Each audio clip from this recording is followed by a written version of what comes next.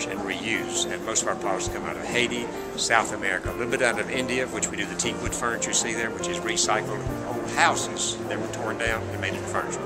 And so then we use natural materials like sticks, stones, wood, and what have you. And you see this item here is made out of grease fibers tomato paste drums out of Haiti, and that's the color of the inside the drums. So that's what we do.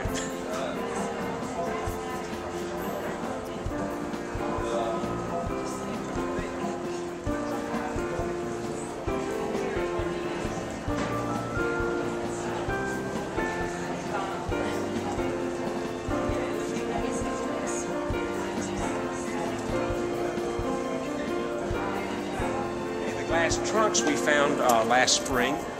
We saw them in various colors, so we brought them out in the small trunk and the large one in white, and they have done extremely well at Christmas. And now, since we started the stems, people love them for the stems. It gives it a different look than just a normal vase that you put them in.